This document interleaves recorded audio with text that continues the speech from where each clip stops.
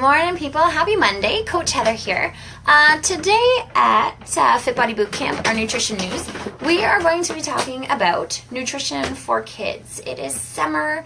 Our school-age munchkins are home for these couple months, and our little ones are also growing up, needing some good nutrition. What kinds of things are we looking for? How can we help keep our kids as healthy as we can? Because that's the point. We want to take care of our loved ones, no matter what age. So today we're going to be talking about how we can help our kids with their nutrition. So it's important to note that eating patterns that are built during our childhood are going to serve as foundations for life. So what happens early on in terms of shaping our brain development, metabolism, or overall health does begin when we are a child and with our childhood eating patterns. Sadly to say that right now in the US, the top 3 sources of calories for those 2 to 3 year olds are milk, fruit juice, and pasta. So just a little note, I know it's the US, but we are neighbors. We all are in North America. So for kids in the US right now that are age 2 and 3, their top 3 sources of calories comes from milk, fruit juice, and pasta. It's surprising how small changes to our diet, to our nutrition, can make huge impacts overall. So those are some of the things we're going to talk about today. So in terms of the nutritional effects and all aspects of childhood, it's going to help maintain healthy weight. We're going to avoid health problems related to excess body fat, where it's going to help with our gut health and also brain development and behavior. So those are some of the things that having a good balanced nutrition plan or program, diet, we can say. I sometimes try and not use the word diet because it insinuates that we are doing something different. When I say diet, I just mean how we're eating. So let's look at these things a little bit more. So factor number 1 that can play a part, excess weight. In 1990, 7% of kids 6 to 7 were labeled obese. So that was back in 1980. 7% of kids 6 to 11 were considered obese. That's not too bad. In 2010, that number was then 18%. So that's about 1 in 5. Right now, we're looking at a third of kids classified as overweight or obese. So there's a problem there. Long term, obviously, but also in childhood, it's not something that they can outgrow or just grow into in terms of different health things. So we really need to be helping our kids when they are younger and all of these patterns are forming. So carrying excess body fat isn't healthy, and it's going to set the stage for both childhood and adult diseases. So for example, 70% of obese teens are already showing signs of cardiovascular disease, a health problem that normally doesn't appear until decades later. Adipose tissue, also known as fat, secretes hormones and chemical signals. So too much fat can lead to inflammation, and in kids, this can mean things like asthma. So fats can also accumulate in the liver. Non-alcoholic fatty liver disease is the leading cause of liver disease in kids worldwide. So lots of things there that are just telling us we need to watch what our kids are eating more. Kids that also have excess fat have impaired insulin sensitivity, glucose disposal, and are pre-diabetic. Also, these children have higher long-term risk of chronic diseases such as stroke, breast, colon, and kidney cancers, musculoskeletal disorders, and gallbladder disease. These are things that are happening to our kids decades before they should be, and it's because of what we're feeding our kids.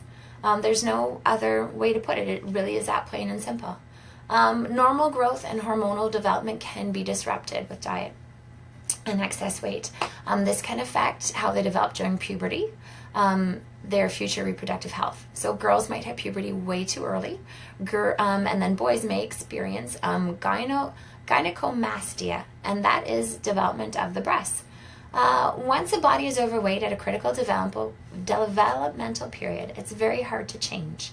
And that is something that I think we highly underestimate as grown-ups, because kids adapt to things so quickly. We think, oh, it's okay to feed them this now. They're going to burn it off.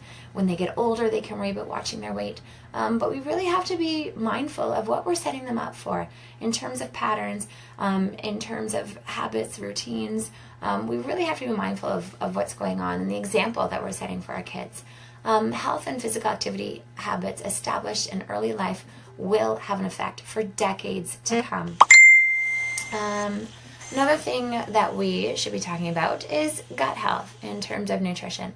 So just like grown-ups, kids depend on good digestion. Because they're so young and vulnerable, they're often prone to catching viruses and bacterial infections. This results in sometimes diarrhea, which often signals an intestinal infection. Not all diarrhea results from illness. A major preventable cause is fruit juice. Fruit juice contains fructose and sorbitol, which can contribute to diarrhea in high amounts. So I know it's summer out, kids are thirsty, they're running around a lot, but we do have to be mindful the amount of fructose and sorbitol in that fruit juice. If they're consuming high amounts, it could lead to diarrhea. If diarrhea is common, its opposite, constipation, is more rare, providing kids eat enough whole plant foods. Regardless of diet, when a child needs to go and tries to hold it in, this can also be a problem. Kids who struggle with constipation before the age of 5 tend to continue to have issues with constipation well into adulthood as well, even after puberty and into adulthood. In the end, poor dietary quality is linked to gastrointestinal disorders. And just as with adults, the bacterial balance in children's guts can influence their immune function. I talked a little bit about this in a few other episodes, but we really need to be mindful of our gut health and in terms of fighting diseases and infections with our immune system, keeping our gut health our gut flora nice and healthy. So probiotics help improve gut health. They resolve diarrhea, and especially after antibiotic use, this is very important as well, to have a check with our gut health. They also help control inflammation, probiotics. So even in children, it's always be mindful, and don't be afraid to get some probiotics in your children as well. Give them their gut health, that gut flora that's going to help support their immune system and their overall health. Another factor we need to think about in terms of kids and their nutrition is brain and behavior. So developing brains, they need quality nutrients. They are growing. They need good stuff to grow on. So poor nutrition, whether it's linked to excess body fat or not, poor nutrition also contributes to child mood and behavioral problems. So things such as depression, ADHD, even aggressiveness and violence. There have been studies that have shown links to diet and these issues. That also studies have linked caffeine to brain development and behavior. So there is one study that found 8 to 10-year-old children consumed an average of 109 milligrams of caffeine per day. That is the equivalent pretty much to a cup of coffee for those that aren't sure of milligrams of caffeine. So 109 milligrams was the average that these children were consuming. And so that's like having a cup of coffee. When you think about a can of cola, a can of pop, that's going to contain about 30 to 35 milligrams. So basically, the kids were consuming about 3 cans of pop a day in terms of caffeine. That is significant for our little bodies. Poor childhood nutrition is a complex social problem as well, tied to geography and economics. So countries like Canada, the US, the UK, kids eating low-quality, energy-dense foods are more likely to be poor because these foods are cheaper and easily available.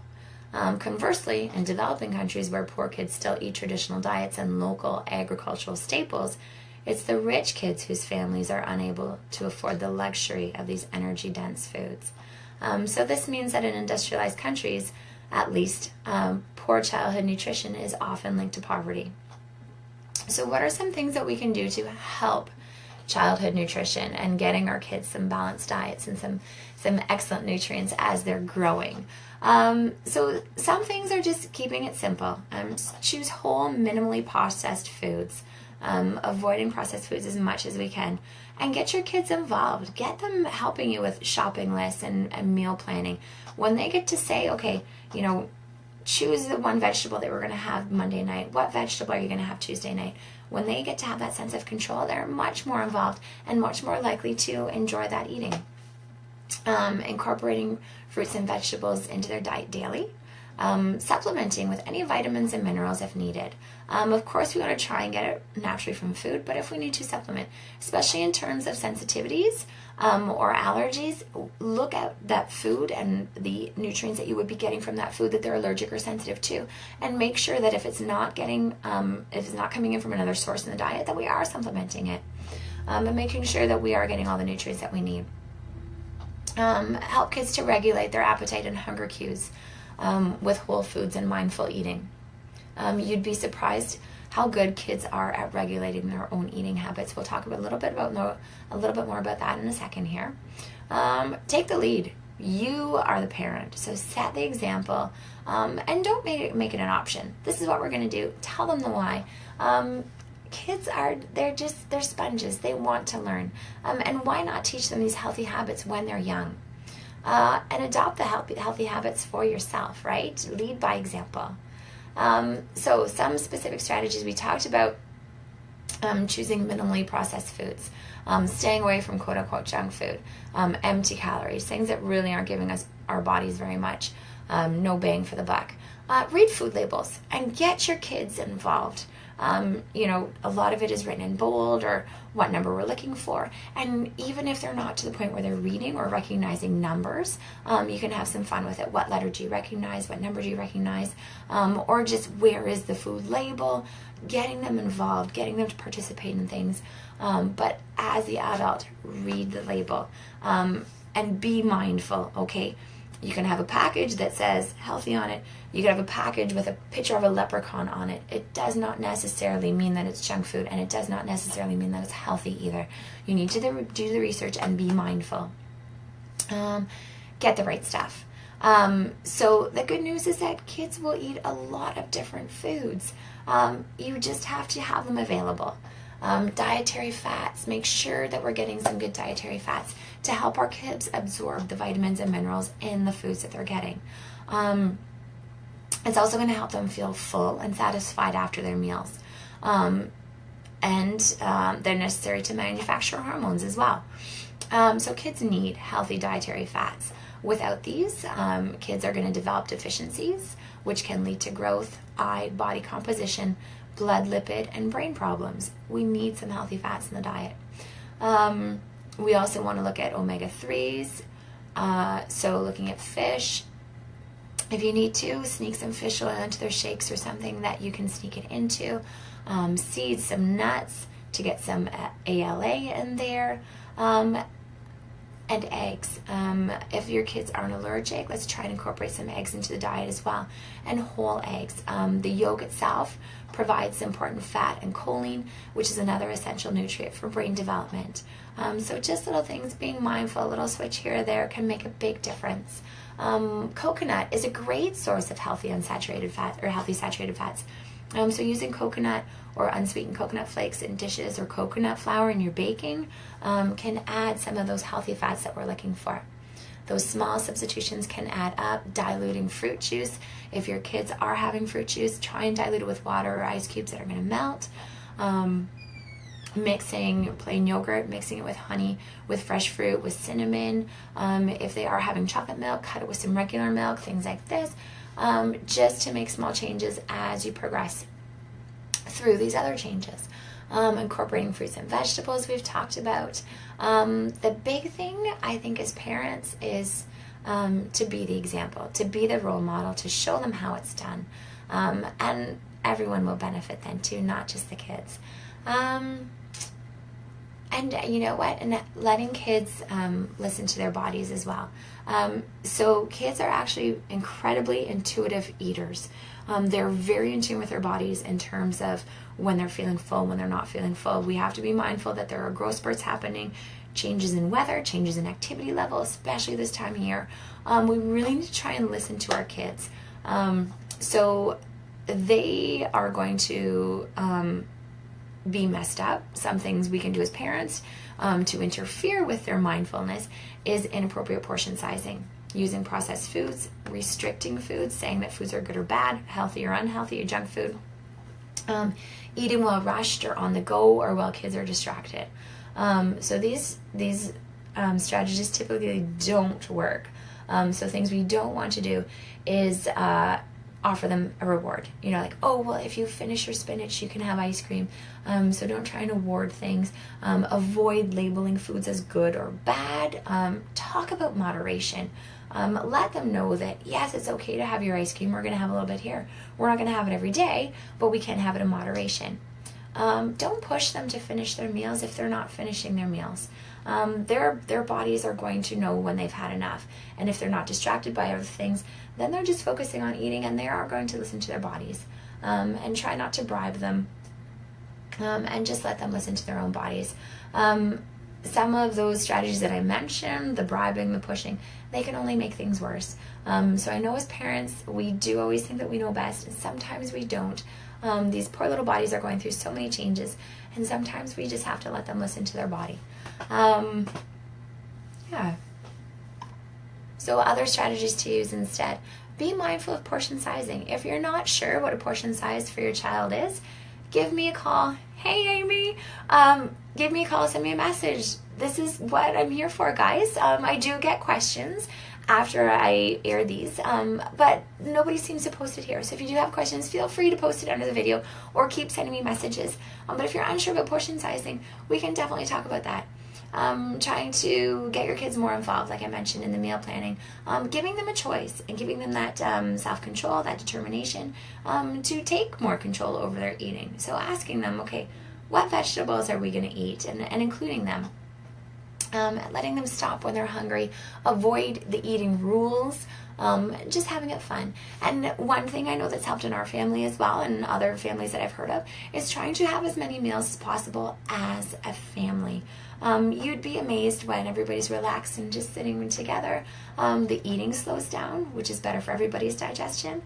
You're more mindful of what you're eating because you're not rushed, and you get some good quality time together. So trying to make trying to make mealtime family time as well. And definitely take the lead. Bottom line, you're the grown-up. You are in charge. So if you want to make that change, you can.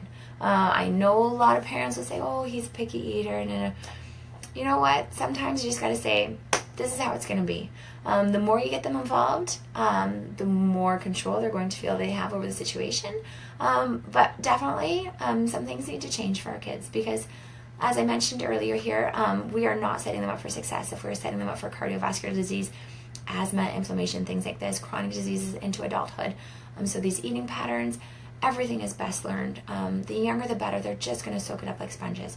So again, if you guys have any questions, let me know. What's going on at the gym this week? Baseball day today. We're having Blue Jay Day. So for those of you that haven't been in yet, wear your Blue Jay apparel. It is Blue Jay Day. Or if you support another team, that's fine. We will take that as well. Wear your baseball gear in. Great workout today happening. So come on in and have some fun. And then we have Flashback Friday happening, campers. The Big Bruce is back in town on Friday, so I'm super excited to have that happening. And then we have more stuff planned for next week, but you'll have to wait till next week to see that. So have a great week, guys, and I will see you again next Monday. Okay, take care, guys.